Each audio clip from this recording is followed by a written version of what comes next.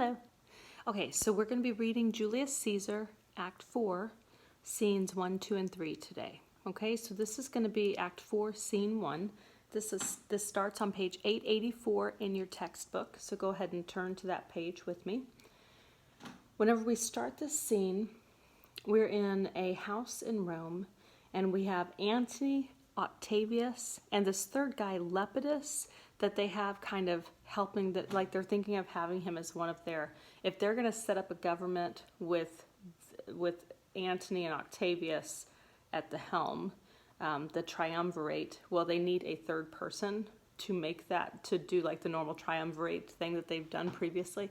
So Lepidus is the person they're kind of thinking about. So here is the conversation between them. Let's listen.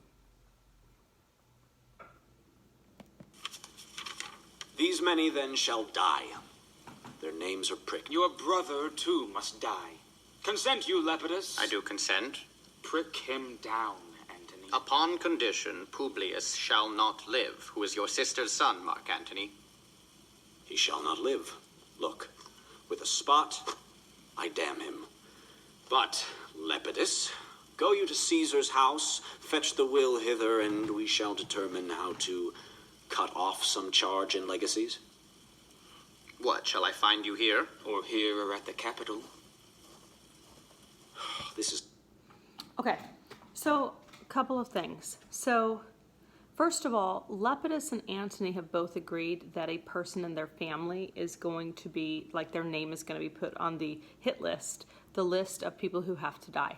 Antony has just agreed that his sister's son, Publius, will be killed. And Lepidus has said that his brother can be killed as well. So the people, you know, they're putting all the conspirators, people who are related to the conspirators, like on this list of people who should die. And it affects everybody in a high-ranking position. So Antony and Lepidus are both like, all right. And then Lepidus says he's going out. Antony has said, now this is interesting. Antony says, if you're going to Caesar's house, fetch the will hither. We shall determine how to cut off some charge in the legacies. So the legacies, that's the will. Remember, Caesar left money to the people of Rome. Antony is actually trying to figure out how to get to some of Caesar's money. Caesar had a ton of money, which was indicated in what he left the Roman citizens. Antony wants to get to that money because he wants to pay an army to fight for him against the conspirators.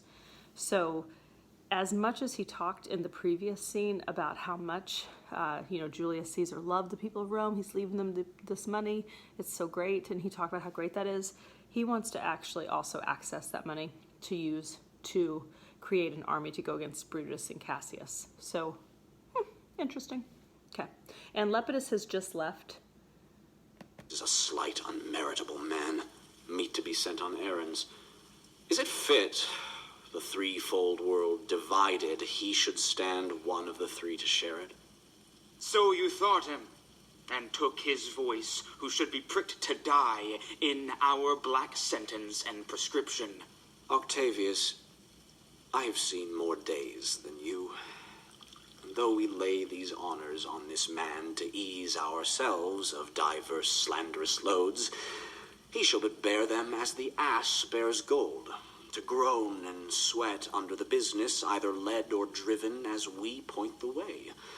And having brought our treasure where we will, then take we down his load and turn him off, like to the empty ass, to shake his ears and graze in commons. You may do your will, but he's a tried and valiant soldier. Pause. So now they're discussing Lepidus, who just left the room. As soon as he leaves, Antony says he's a slight, unmeritable man. This is not what you say about a person that you admire. He's good enough to send on errands. That's about it, right? Not really fit for more. He says, is it fit that the threefold world divided, he should stand one of the three to share it? Did we pick the right guy to be part of the new triumvirate? And Octavius says, yeah, you thought that he was good enough and you took his voice, who really... he probably sided with the conspirators and he probably should have died. But you thought he had enough clout in this situation to help us and our and us trying to take over, you thought that he would help us, his name being with us would help us, and so you chose him to be part of us. So yeah, Antony. Antony goes on and he says he's no better than a donkey. He says he's just good enough to like bear things, carry things. Think of, like you don't want to be only good enough to serve as like a pack animal, an animal that can only carry goods from point A to point B. That's a terrible, we have minds, we want to be able to use them. Antony is saying this guy is kind of mindless. He is only good to do physical things that you need. He's dumb. Let's hear. And Octavius points out, like, he's a really good soldier. Like, stop saying hateful things. Let's hear what else Antony says. That was my horse, Octavius, and for that I do appoint him store of provender. It is a creature that I teach to fight, to wind, to stop, to run directly on. His corporal motion governed by my spirit. And in some taste is Lepidus, but so he must be taught and trained and bid go forth. A barren-spirited fellow, one that feeds on objects, arts, and imitations, which out of use and staled by other men begin his fashion. Do not talk of him but as a property. And now, Octavius, listen, great things. Brutus and Cassius are levying powers. We must straight make head. Therefore, let our alliance be combined, our best friends made, our means stretched, and let us presently go sit in council how covert matters may be best disclosed, and open perils surest answering. Let us do so, for we are at the stake and bayed about with many enemies, and some that smile have in their hearts, I fear, millions of mischiefs. Okay, so Antony goes on to describe how much Lepidus is ridiculously dumb and not good for anything but carrying supplies. He calls him a barren-spirited fellow that feeds on objects, arts, and imitations, which out of use and staled by other men begin his fashion. He says, let's not talk about him. Or, we are only going to talk about him when we talk about like property, because he's not really like a human with a brain. That's not nice, Antony. You should be kinder. And then he says, let's figure out, first of all, Brutus and Cassius are trying to set up an army. They're trying to fight us. Oh my gosh, we've got to do some things. And we need to make sure that we have a plan of how to attack them, how to catch them, how to defeat them.